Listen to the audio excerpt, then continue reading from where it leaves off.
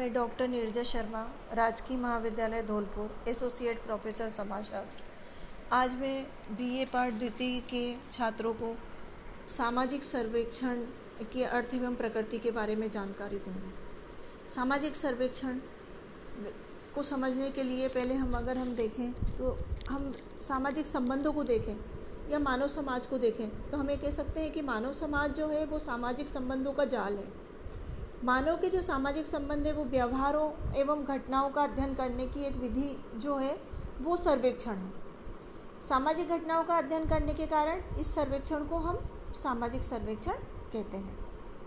सामाजिक सर्वेक्षण भी अगर हम देखें तो ये एक सामाजिक अनुसंधान की ही एक पद्धति है। जैसे कि आपने पहले जो सामाजिक अनुसंधान देखा था वैसे ही एक पद्धति जो है सामाजिक सर्वेक्षण भी है। इसमें भी वैज्ञानिक विधि के द्वारा ही किसी क्षेत्र विशेष के रहने वाले जो लोग होते हैं वहाँ की तत्कालिक सामाजिक समस्या के बारे में हमें जानकारी प्राप्त करते हैं, तथ्यों को एकत्र करते हैं और इसके आधार पर सामाजिक सुधार की योजनाएं भी बनाते हैं। हम अगर भारतीय समाज की विभिन्न समस्याओं को देखें तो इसमें जो है बहुत सारी समस्याएं हैं, जैसे बढ़ती हुई नशाखोरी, बाल अपराध, आतंकवाद, क्षेत्रवाद, भाषावाद, सांप्रदायिकता आदि जो समस्याएं हैं, इनको बढ़ावा देने वाली शक्तियां कौन कौन सी है, इसका अध्ययन हम सर्वेक्षण के माध्यम से कर सकते हैं। इसके अतिरिक्त समस्या ही नहीं, समस्या के अतिरिक्त हम जो है वो सामाजिक सर्वेक्षण में सामाजिक रहन सहन, रीति रिवाज, लोगों के आय व्यय, जीवन स्तर, जनसंख्या की प्रकृति, स्वास्थ्य संबंधी जानकारी, शिक्षा, इन सब के बारे में, व्यवसाय लोगों का, इन सब के बारे में भी जानकारी हम सर्वेक्षण के माध्यम से प्राप्त कर सकते हैं। सामाजिक सर्वेक्षण को यदि हम परिभाषित करना चाहें तो सबसे पहले बोगार्डस ने अपनी पुस्तक सोशियोलॉजी में सामाजिक सर्वेक्षण को परिभाषित करते हुए कहा है कि यह एक समुदाय का सर्वेक्षण सामाजिक विकास की एक रचनात्मक योजना प्रस्तुत करने के उद्देश्य से किया गया, उसकी दशाओं तथा आवश्यकताओं का वैज्ञानिक अध्ययन है। पीवी यंग ने अपनी इसी बात को बढ़ाते हुए कहा कि सामाजिक सर्वेक्षण किसी भी प्रचलित प्रकृति की दशाओं में सुधार हेतु रचनात्मक कार्यक्रम बनाने के उद्देश्य से किए जाते हैं।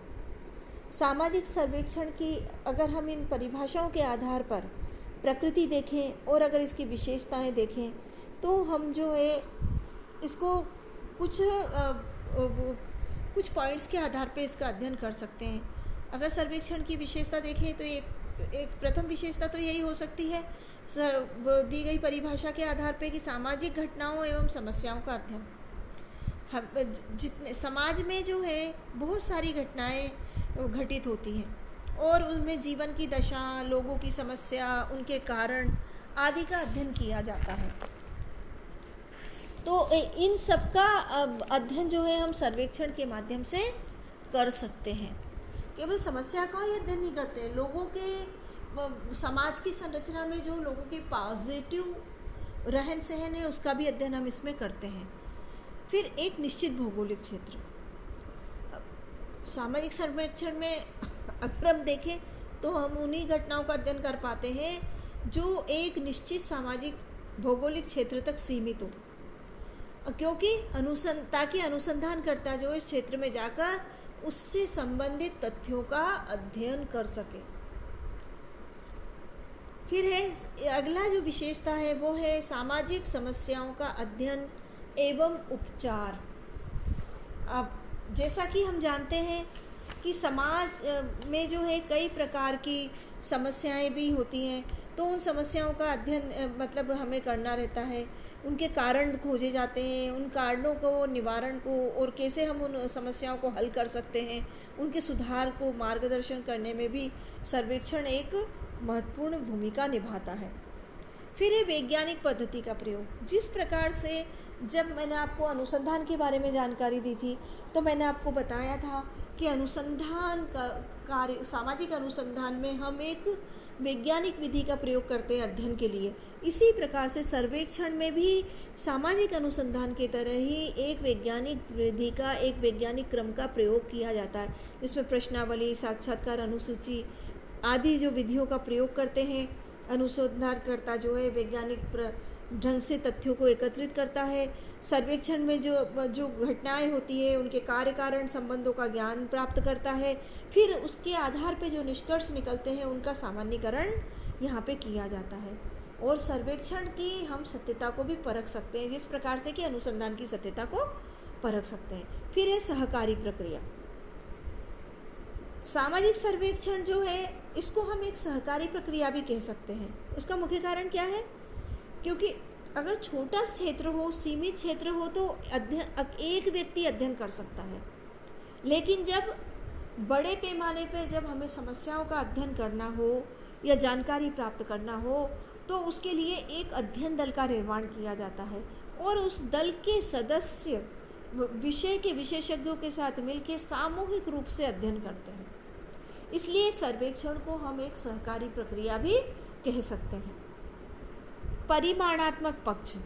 सामाजिक सर्वेक्षण में हमें इस जो तथ्य संकलित किए जाते हैं उन तथ्यों को परिमाण के रूप में या क्वांटिटी के रूप में हम उनको प्रकट कर सकते हैं।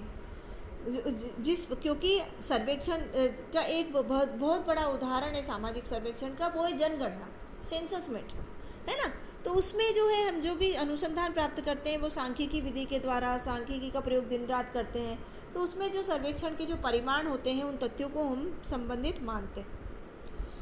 अब इसकी विशेषताओं के बाद में यदि हम सर्वेक्षण की विषय वस्तु के बारे में जानकारी प्राप्त करें तो हम ये कह सकते हैं कि सर्वेक्षण की विषय वस्तु को हम 4 भागों में विभाजित कर सकते हैं। मोजर ने यही बताया हमें। पहली है जनसंख्यात्मक विशेषता। जनसंख्यात्मक विशेषता जैसे कि नाम से ही लग रहा है कि जब किसी जनसंख्या की समुदाय, किसी समाज, समुदाय या जनसंख्या की विशेषता का अध्ययन किया जाता है उसे हम क्या कहते हैं? जनसंख्यात्मक विशेषता कहते हैं। इसमें जनसंख्या की हम वैवाहिक स्थिति, प्रजनन संबंधी नियम, जन्म घनत्व, जन्म दर, मृत्यु दर, जन्मों का नियंत्रण, परिवार का नियोजन, औसत आयु, जनसंख्या की गतिशीलता, शिक्षा वगैरह, इन सबको हम शामिल कर सकते हैं। फिर अगला जो चरण मतलब कि जो विषय वस्तु का क्षेत्र है वो है सामाजिक पर्यावरण। सामाजिक पर्यावरण का अर्थ होता है कि किसी समाज के सामाजिक आर्थिक कारकों को ध्यान में रख के हम जो अध्ययन करते हैं उसे हम सामाजिक पर्यावरण कहते हैं। सामाजिक पर्यावरण में लोगों के व्यवसाय, आय, घरों की दशा, जिन घरों में वो निवास करते हैं उनकी दशा, है ना, शिक्षा, स्वास्थ्य और सामाजिक जो मतलब कि और भौतिक सुविधाएं होती हैं, आस पड़ोस, लोगों का रहन सहन, आर्थिक दशा, और इस प्रकार किसी उस समाज में रहने वाले लोगों की भौतिक आवश्यकताएं क्या है और उनकी पूर्ति वो किन साधनों के द्वारा करते हैं, लोगों का बजट, उनकी आर्थिक समस्या, बेकारी, निर्धनता, अपराध, बाल अपराध, ऋणग्रस्तता, भिक्षावृत्ति, इन सब का अध्ययन भी इसमें किया। ये सब सामाजिक पर्यावरण के अंतर्गत आते हैं। इसके बाद है सामाजिक क्रियाएं। इसमें हम क्या सामाजिक क्रियाओं को किसको सम्मिलित करेंगे? लोगों के वो व्यवसाय को या पेशे को नहीं करेंगे, उसके स्थान पे करेंगे व्यक्ति क्या करते हैं, ये जानने के लिए ये प्रश्न। जैसे वे खाली समय का उपयोग कैसे करते हैं समाज के लोग। कोई जो है वो मनोरंजन के लिए रेडियो सुनता है, कोई अखबार पढ़ता है, टीवी देखते हैं, या कुछ लोग जो है यात्रा करते हैं। सबकी अपनी अलग अलग रुचि होती है। कुछ लोग बागवानी करते हैं। इसी प्रकार से कौन कौन से खेलकूदों में लोगों की रुचि होती है, कौन कौन से त्यौहार मनाते हैं, नाच गान, सामूहिक भोजन और सॉरी कितने लोग जो है नशे का प्रयोग करते हैं, सिगरेट या शराब का प्रयोग करते हैं, या किस प्रकार से वो उत्सव मनाते हैं, कर्मकांड के विषय में, उनकी धार्मिक आस्थाओं, इन सब के विषय में जो जानकारी है वो हमें सामाजिक क्रियाओं के अंतर्गत हम अध्ययन करते हैं। फिर है विचार एवं मनोवृत्ति। विचार एवं मनोवृत्ति से मतलब है कि समाज में रहने वाले लोगों का दृष्टिकोण, उनकी मनोवृत्ति, उनके सामाजिक मूल्य, उनकी मानसिक स्थिति, इसके लिए जैसे जनमत संग्रह करना किसी विषय पे, छुआछूत, विधवा विवाह, चुनाव संबंधी मत। आपने देखा होगा चुनाव के मौसम में जो है वो विभिन्न वो सर्वेक्षण दलों के द्वारा सर्वेक्षण किया जाता है और वो अनुमान लगाते हैं, ये दल जीतेगा, वो दल जीतेगा, इसकी सरकार बनेगी, ऐसी सरकार बनेगी, वैसी बनेगी, ये एक अनुमान। ये सब किसके माध्यम से होता है? ये अनुमान कैसे लगाए जाते हैं? सर्वेक्षण के माध्यम से। तो इन सब का जो है विचार और मनोवृत्ति को इसमें शामिल करते हैं। अब हम केवल जो है ये सर्वेक्षण के क्षेत्र को इन्हीं विशेषताओं तक ही सीमित नहीं रख सकते हैं, बल्कि जैसे जैसे समाज में अलग अलग परिस्थितियाँ आती रहती है, समाज क्योंकि परिवर्तनशील है और समय और परिस्थिति के अनुसार वहाँ उसमें कई नई नई परिस्थितियाँ हमारे सामने आती हैं, तो उसके अनुसंधान के विषय भी नए नए होते जाते हैं। तो सर्वेक्षण में इसके अलावा भी और भी कई विषय क्षेत्र हो सकते हैं। अब हम अगर सामाजिक सर्वेक्षण का उद्देश्य देखें तो हम ये कह सकते हैं कि सामाजिक सर्वेक्षण का जो उद्देश्य है वो व्यवहारिक है या वैज्ञानिक है। सामाजिक सर्वेक्षण में हम जो है वो विभिन्न जो सर्वेक्षण हैं उसमें जनजीवन के वो पक्ष से संबंधित, जैसे प्रशासन संबंधी तथ्यों की खोज करते हैं, समाजशास्त्री सिद्धांत जो होते हैं उसके किसी पक्ष पे हम प्रकाश डाल सकते हैं, और इसका मुख्य उद्देश्य जो है वो हम निम्न बिंदुओं में हम समझ सकते हैं। सबसे पहला है सामाजिक तथ्यों का संकलन। जो सामाजिक सर्वेक्षण है वो वैज्ञानिक विधि से किया जाता है, इसकी चर्चा मैं आपसे पहले भी कर चुकी हूँ। तो स्वाभाविक रूप से जो तथ्य संकलित होते हैं वो कैसे होते हैं? विश्वसनीय होते हैं। तो हम उससे जीवन के और व्यवहार से संबंधित तथ्यों को का मतलब कि एकत्रित करना सर्वेक्षण का एक मुख्य उद्देश्य है। तो इसके द्वारा हम सामाजिक क्रिया और संगठन के बारे में बहुत सारी जानकारी प्राप्त कर सकते हैं, जैसे लोगों के रहन सहन के बारे में, आय का वितरण है, आर्थिक और सामाजिक सुरक्षा, धर्म, मनोरंजन, शिक्षा, व्यापार, उद्योग, पारिवारिक संरचना, लोगों में मतलब कि प्रवास की स्थिति, वैवाहिक स्थिति, जनसंख्या की प्रकृति आदि। ऐसे आपने देखा होगा कई बार जो है कई कंपनियों के द्वारा सर्वेक्षण किया जाता है। कई बार हमारे घरों पे कुछ सर्वेक्षण करते आते हैं, आप कौन सा साबुन यूज़ कर रहे हो, आपके यहाँ पे टीवी कौन से ब्रांड का है, या आप मतलब किस ब्रांड के कोई अमुक वस्तु यूज़ करते हो, या आप कौन सा न्यूज़पेपर पढ़ते हो। इस प्रकार से कई प्रश्नकर्ता आते हैं और वो आपसे जानकारी लेके जाते हैं। तो ये उन विभिन्न कंपनियों के द्वारा भी अपने माल को खपाना और संभावित सर्वेक्षण के आधार पे माल में मतलब कि वो जानकारी वो अपने बाजार को जानना, ये भी एक मुख्य कारण होता है। फिर है सामाजिक समस्याओं का अध्ययन।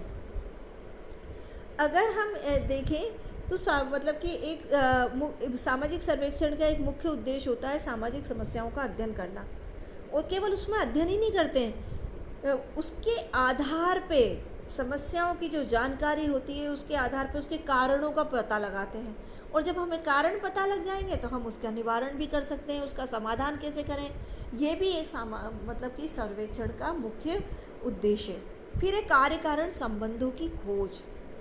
कार्य कारण संबंध से अर्थ है कि सामाजिक सर्वेक्षण का उद्देश्य जो है सामाजिक घटनाओं के कारण को ज्ञात करना, और उन कारण के पीछे कौन सी परिस्थितियाँ होती हैं, घटित होती हैं, उनकी पुनरावृत्ति किन कारणों से होती है, और ये समाज को किस प्रकार से प्रभावित करती है, इन सब का अध्ययन भी हम सामाजिक सर्वेक्षण के माध्यम से कर सकते हैं। फिर है उपकल्पनाओं का निर्माण एवं परीक्षण। सर्वेक्षण का एक उद्देश्य जो है उपकल्पनाओं का निर्माण और उनका परीक्षण भी होता है।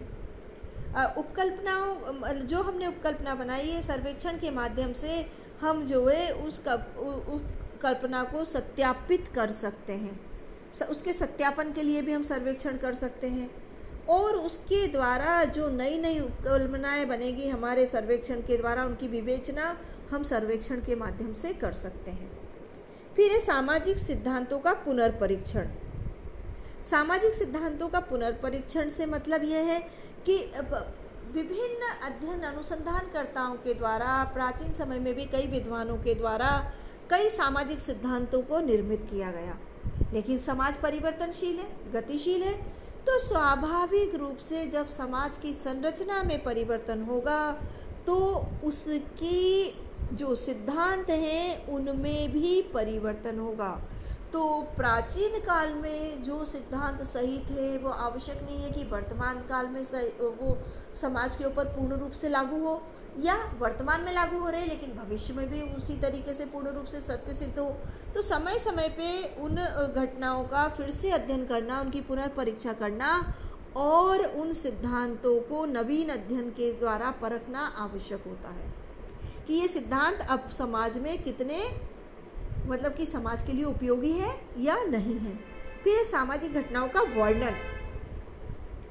सामाजिक घटना जो होती है वो किसी सर्वेक्षण किसी उद्देश्य को लेकर ही नहीं करते हैं, उसमें सामाजिक घटनाओं का वर्णन के लिए ही नहीं करते हैं, बल्कि कई बार सामाजिक सर्वेक्षण जो है सरकारी तौर पे किए जाते हैं, आयोजन किया जाता है।